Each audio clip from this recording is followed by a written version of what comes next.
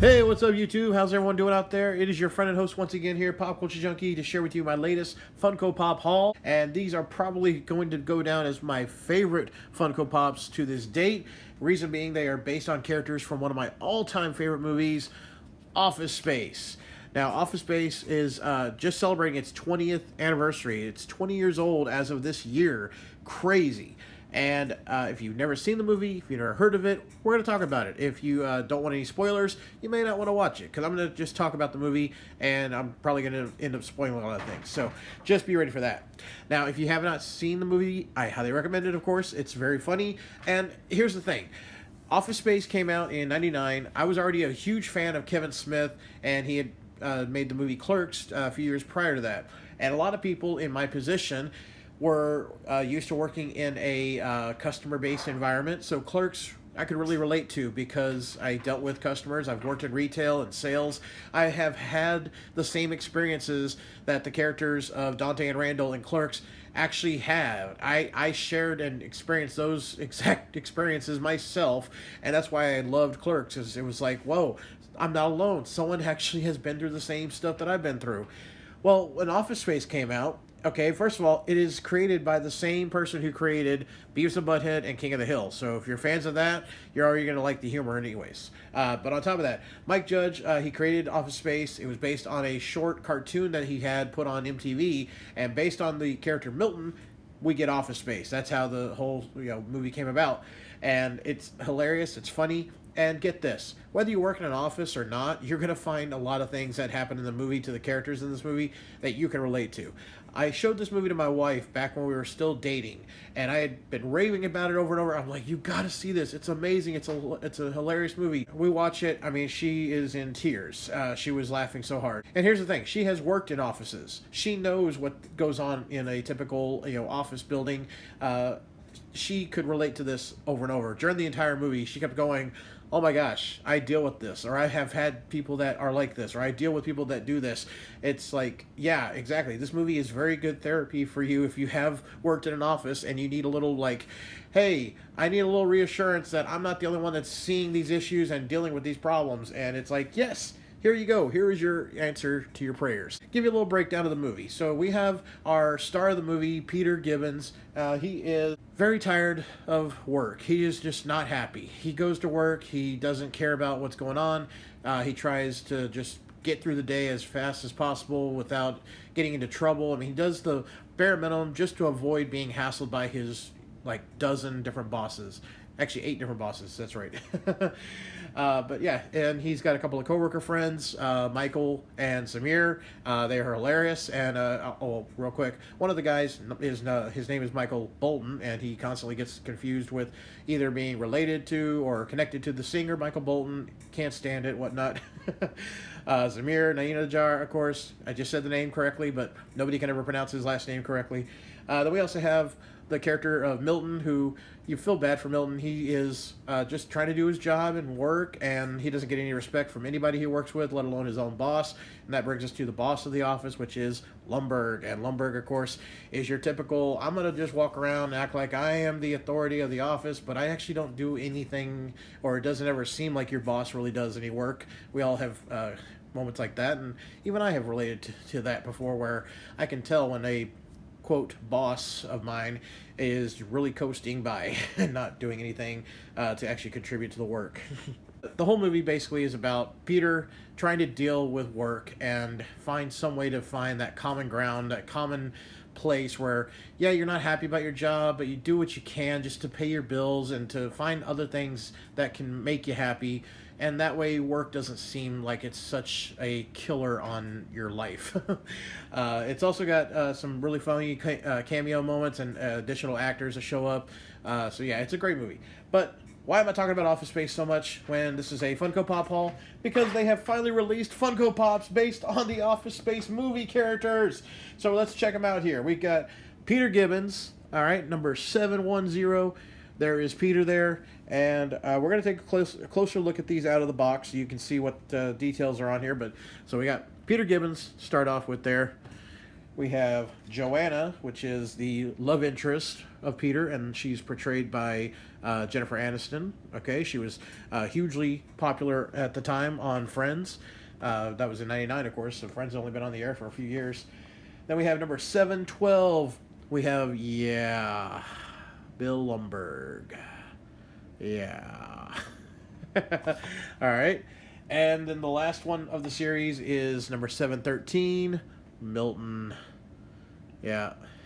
So I'll show you on the back here real quick. Here is the full series. You got Peter, Joanna, Bill, and Milton. All right, and like I said, we're going to take a closer look at all these so you can see up close the kind of detail that they provided us with on these awesome figures. I love it. I'm so happy they finally made Office Space Pops. I've been wanting them to make them forever. Funko, if you follow them on Twitter, they'll post out a tweet like once a week saying, hey, we're taking questions, send them in. And this was one of the questions I asked them, I know, a couple years ago, and I've asked it a few times. I'm not saying I had anything to do with them making these, of course not, but I would ask them, hey, any idea or thought of making Office Space Pops? But I never heard a reply. Nobody ever liked it or, replied from Funko. Just funny that now we get Office Space Pops, so I'm happy. All right, let's check them out in order. Let's go with Peter here. Now, if you have seen the movie, if you are a fan and you've seen the movie before, share with me, what do you like about the movie? How did you find the movie? Did you just happen to find it on cable one night? Did you see it in theaters? I was working at a movie theater at the time when this was in theaters, and oddly enough, I was on an airplane headed to Germany whenever I first saw this movie. You know how like you can watch movies that are currently in theaters on a plane? Well, long ago, before you had to pay extra, put your credit card into your, the back of the seat in front of you to watch stuff on a little screen. Years ago, when we just watch movies all together, everyone just plugs in a headphone into their, armrests, and you just had a couple of screens, fold down. They were playing Office Space on the flight from Houston to Germany. And that was the first time I watched it. Unfortunately, they did edit the movie, and there is colorful language throughout the movie. So let me let you know that right away in case you plan to watch it with your family or kids. There is a lot of colorful language, and I think there's like one brief scene of nudity. So yeah, just letting you know that. But yeah, they unfortunately edited the movie, so the dialogue doesn't really work. It's like watching a R-rated movie on TBS. They got to change out the words, and doesn't it loses a lot of the effect with the comedy when there's cursing involved. So what happens with Peter in the movie? So Peter is not happy. He doesn't have any respect from his boss. His friends don't think he's got it all together. He's not happy with his girlfriend at the time. He thinks she's cheating on him. Even his friends think that. And so his girlfriend takes him to a occupational hypnotherapist, and during that session, the therapist actually hypnotizes Peter, but while he's hypnotizing Peter, he ends up having a heart attack and dying. So Peter gets hypnotized into thinking, don't worry about anything, just let things happen and just don't even care about nothing. And like his boss will ask him, hey, I need you to come in over the weekend and help pick up some slack, and he doesn't show up. He shows up on Monday a few hours later, and the Lumbergh is, of course, going like, hey, we need to talk about this. He's like, whatever, he just keeps going. And he just completely starts slacking off work. All of a sudden, he gets the attention of these two guys named the Bobs, who come in to evaluate everyone's performance, because they're basically coming in to fire a lot of people just to try to, thin out the numbers. And instead of firing him for being such a slacker now, all of a sudden, he's getting praised and rewarded, saying, you know what, he's like this because you don't motivate him, Lumbergh, so we need to actually promote this guy. But yeah, so during that whole, he's just been in a state of nirvana, basically. He takes a screwdriver there and takes apart his cubicle so he can have a nice view of the window in front of him. And then this right here is a TPS report. There you see, we can zoom in there. There we go. And so at the very beginning of the movie, of course, you got a couple of his bosses coming by and going, hey, Peter, we need to have a talk about your TPS report. You forgot to put the cover sheet on it. And he's like, oh, yeah, I took care of that. I already handled it. And his boss is like, oh, good. It's just, we're putting covers on it. He's like, well, yeah, I just took care of it. Right, but I still have to tell you this because I'm your boss. 3 more times, he gets somebody coming by or calling him on the phone, telling him this. And he's like, I have the memo. I just forgot. I took care of the problem, so it's not even an issue now. And, of course, they're like, yeah. It's just we're gonna make sure you get another copy of that memo. We're gonna make sure you know what you're doing there. Yeah. So yeah, who else has been at work? You make a mistake, everyone makes mistakes, and then you correct it, and then you still got to get someone that is above you thinking, oh, I still got to give you a talking to. It's like, just leave me alone. Okay, let's go ahead and take a look at Joanna. We got number 711. And now Joanna is a host or a waitress, and she is working at a restaurant called Tchotchkes. And Tchotchkes, if you watch the movie, it's kind of like a Bennigan's or a TGI Fridays kind of thing, where you go in, you sit down, you look around, they got all the kinds of different crap on the wall, and then the employees are required to wear what is called pieces of flair. And so let's see if we can zoom and focus. There we go. So if you see here all these little dots, they're supposed to represent buttons. So you've gotten different pop culture buttons at collectible shops, and we've gotten them in like subscription boxes and whatnot, and they have like little catchphrases or quotes from movies and little figure character drawings and such. Anyways, basically, again, it's all part of the atmosphere. And her boss, who is actually played by Mike Judd in the movie, he's Joanna, we need to have a talk about your flair. She's like, what is it? Well, everyone is required to have a certain amount of flair, a certain amount, how many pieces of flair. And she's like, okay, so how many pieces should I have? And he's like, well, people come here for the atmosphere and the fun, and you need to have more flair. She's like, oh, okay, so more then. And he's like, just take the hint. It's like, you know what, dude? Why don't you just tell her exactly what you want her to do? You want her to have 18 pieces of flair, 25 pieces of flair, then just make the minimum 25 pieces of flair, whatever. And so if you ever wonder where that phrase came from, that's where it came from, was the Office Space movie, where people are wondering, like, hey, how come I have to have this kind of junk and crap on me as, I'm being a waiter or a waitress? And that's where it came from. So she looks really great, though. I like how they had her in the Tchotchkes uniform, okay? Got a little clip there for her hair. Looks good. I like it. Yeah. Yeah. And, of course, if you see the movie, she has a coworker, Brian, who he has like one of the greatest lines at the beginning of the movie. Peter, Michael, and Samir. It's Monday, and that's where you hear the first person go, "Oh, sounds like a case of the Mondays," and everyone keeps saying that to the guys at the office. And Peter's like, "Hey guys, let's head over to Tchotchkes and grab some coffee." And they're like, "Oh, it's a little early." He's like, "I gotta get out of here, man." They go over there, and Brian is the waiter for their table, and he's like, comes over there, and he's like, hey guys, how about some shrimp shooters and stream fajitas? And they're like, just coffee. He's like, okay, sounds like a case of the Mondays. Yeah, and you just want to punch somebody. If you're already having a bad day, you're already dealing with a lot of stuff, and you already hate your job, and it's just miserable, and somebody comes over and just, hey, sounds like a case of the Mondays. You just want to uppercut them right through the wall. So, yeah, he's got one of the best lines right there where you just really want to punch him for it. All right, let's check out number 712. We have Bill Lumbergh. This character, of course, is portrayed by Gary Cole, one of my favorite actors. He's been in a lot of different things. I think some of my favorite movies he's been in was he was the commentator for Dodgeball, if you've seen Dodgeball, the movie. And then he was the manager of the store in 1 Hour Photo. That was a great movie with Robin Williams. He played his manager in that movie. So Lumbergh is the kind of like the regional manager, district manager of the branch or the building, is best way to put it. And his job is to oversee his employees, of course, but he's primarily just walking around the office drinking coffee the entire time. That's pretty much it. And a lot of people now, I didn't bring this up, mention this comparison. So I know a lot of people. Some people, at least, may not have ever heard of the movie Office Space. But I know a billion of y'all have heard of the TV series The Office, right? You can connect this movie to the television series The Office, okay? And you'll see a lot of comparisons. You could watch the movie The Office, and you could see some comparisons to Lumbergh, to Michael Scott, portrayed by Steve Carell, and even the Ricky Gervais version as well. So check those out, and you can definitely see some elements that are similar to this character. Not as wacky and goofy as like Steve Carell goes, but you can definitely see where they got inspiration from. So I love this. He looks just like Bill Lumbergh. Got his glasses. Got his Initech badge. Initech is, of course, the company that they work at. Let's see if we can zoom in here. There we go. Initech. Okay. And what I really love, and I wish I could show it to y'all, but I don't have it handy, or I would have it right here on the table. My wife, whenever we were dating, after I showed her the movie, she knew how much I love the movie.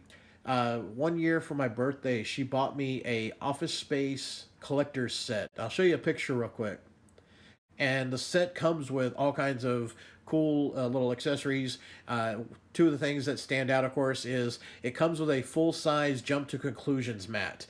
And it was just hilarious. I love the whole concept of that in the movie. One of the guys who's worked there forever, he doesn't really do a lot, but he's been there forever. And what's his name? Smokowski is one of the tenured employees there. Doesn't really do anything, but Smokowski's been there forever, and they're having a talk. It's him with the other three main characters, Samir, Michael, and Peter. And he's like, you know what? There's people in this world that don't have to put up with stuff that we have to do. Like the guy who invented the pet rock.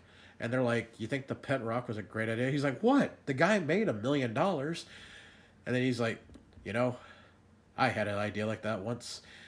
And Peter, of all the three, is just like, really? What was it? It's like, he's like, oh, well, all right. Almost like he had to twist someone's arm to get him to say it. And he's like, it was a Jump to Conclusions mat. It would be this mat that you'd lay on the floor and have certain conclusions you could jump to. Ha ha! It's hilarious, okay? But yeah, it came with a jump to conclusions mat, and it does also come with a Initech coffee mug as well, and I still have that, so yeah, I love that. But Lumbergh is a awesome character. Yeah, definitely one of the best characters to ever be on cinema. All right, excellent look to this one. Let's put him back in here, and then we'll check out Milton. All right, let's check out Milton. And Milton is played by Stephen Root, probably one of the best character actors in the last, 20-something years now. I mean, that person has been in all kinds of movies, whether it's Oh Brother, Where Art Thou, Dodgeball. He voiced Bill on King of the Hill, if you're a fan of that as well. And that's just a few things. He's been in so many different moments and movies and shows, and he's, again, just a great character actor. He was on News Radio. He had a one episode on Seinfeld. So, yeah, he's been all over the place. So here is Milton. And again, Milton he goes to work. He tries to just, get by. He probably doesn't have a great home life. We don't learn a whole lot about his personal life. But he just does not get any respect from anybody at work. Whenever they have a birthday party and they're handing out pieces of cake, everyone gets a piece of cake. And then when it's time for him to get one, they're all out of cake. And everyone just doesn't even acknowledge that he doesn't get a piece of cake. He's just like, excuse me. Hello, no, who? Lumbergh is constantly moving his desk. Because here's the thing, Milton, as the two Bobs are in the process of trying to evaluate everyone to see who's necessary and who can be cut, they find out that Milton was actually laid off years ago, but through a glitch in the payroll, he still gets a paycheck, and that's why he still shows up for work, because no one ever told him he was fired. And so the Bobs are telling Lumbergh, so we just went ahead and fixed the glitch. And Lumbergh's like, oh, so he's been let go. He's like, no, wait a second there. No, we fixed the glitch. So he won't be getting a paycheck anymore, and it'll just work out, naturally. He'll just stop showing up, right? But he still shows up. So Lumbergh says, you know what, Milton, we're going to have to go ahead and move you into another area. They condense his desk down to where he's, in like a 2x2 cubicle. He ends up in the basement at one point. And Lumbergh's like, hey, how about you help us work on the the cockroach problem we got down here? He's like, that's really not my job. And here's the other thing, of course. In his hand, you can see this little red object here. That is a red Swinline stapler. Lumbergh took his stapler at one point, and so he goes over to Bill's office and he takes the stapler. This all happens at before the movie starts taking place. And whenever the Bobs are having a discussion with Lumbergh prior to letting him, go and getting his paycheck cut and everything, Lumbergh lets him know, yeah, he took a stapler off my desk. And you hear Milton talking on the phone to Peter one day, saying, we switched from the swing line to the Boston, but I kept my swing line because it didn't bunch up as much. The Boston stapler didn't work as well. And Peter's just like, oh yeah, that's great, Milton. All right, I'll talk to you later. He's like, well, no, it's not all right, because if they don't start taking me seriously, I'll set the building on fire. And you hear this as a running gag throughout the movie. Every time Milton gets something else done to him, he's like, I'm gonna set the building on fire. And finally, whenever he gets put down to the basement, locked down there to, that's where he's, working, and he's even told him, hey, I haven't gotten my paycheck, and Lumberg's like, oh, you got to talk to payroll. He's like, I did that, and he's like, yeah, I can't help you there. You hear finally Milton just go, oh, okay, but that's the last straw. Yeah, it's just, oh god. But yeah, so interesting trivia for you. When this movie came out, the people that watched the movie and were huge fans of the film, they wanted to buy red Swinline staplers, and people were not able to because Swinline did not make a red Swinline stapler. They had regular black, but they did not have a red one. And so for the movie, they had to paint one just to have it for the movie, and they wanted it to stand out more, of course. Based on the popularity of the movie and the demand from people wanting to buy one, Swinline now carries a red stapler, all because of, again, office space. Crazy, right? So yeah, there we have it. That is why there are red Swinline staplers available, all because of office space, Milton, and more importantly, Mike Judge. All right, excellent. Like I said, I could go on and on about this movie. I love it. It's hilarious, and it's very therapeutic. I have had all types of jobs in my lifetime. I have never worked in an actual office, to this date at least. And when I do work in an office one day, I will be fully prepared, because this movie definitely educated me on what to be aware of when entering that type of atmosphere. However, watching this movie every time, it does definitely give you a little bit of a breather. It makes you feel, again, like, wow, other people are dealing with things that I have had to deal with, no matter what your work environment is, or even your personal environment, okay? You can relate to a lot of things that happen in this movie, and I highly recommend you watch it, okay? It's very easy to find. You can find a copy of it on tape, DVD, Blu-ray, etc. Yeah, it's not going to be a hard to find item, so I highly recommend you go out and try to find a copy of it to watch. But yeah, I love this. I love the Pops. I'm so happy they made Pops based on this. Now, they do have I believe it's the Emerald City Comic-Con Pops. I think that's what it's supposed to be with. And I'll show you a picture right now. They have a supposed leak of a 2-pack Funko Pop that's going to be coming out of Zamir and Michael Bolton, and there's a little tiny printer between them, because this is the moment, the famous moment in the movie where Zamir and Michael Bolton, spoiler alert, they get fired from Initech, and Peter, as a going away present, they take a printer that was giving them hell the whole time in the movie, and they basically take it out to a field and treat it like they're taking like a somebody they hate out to the field to just beat the shit out of. But yeah, they take a printer out and they circle around it and just start kicking it, stomping it. Peter hands Michael Bolton a bat. He just starts wailing on it, and then eventually Michael Bolton just throws the bat aside and just starts punching the printer bare-fisted. It's hilarious. You've got gangster rap music playing in the background. It's all done in slow-mo at first, so it really gives you that menacing feeling, like, oh my god, they're really doing something seriously brutal here. But it's just beating up a printer. Oh god, I love it. It's an amazing movie. So, all right, guys. Like I said, I knew this was gonna be a fun video for me because I love this movie and I love the Pops. So, by the way, I didn't even show you the cover. So, it's a file cabinet for the. This is the outer box of it here, but this was the more common you can find. Okay, so you can see there Milton on the cover there. Yeah.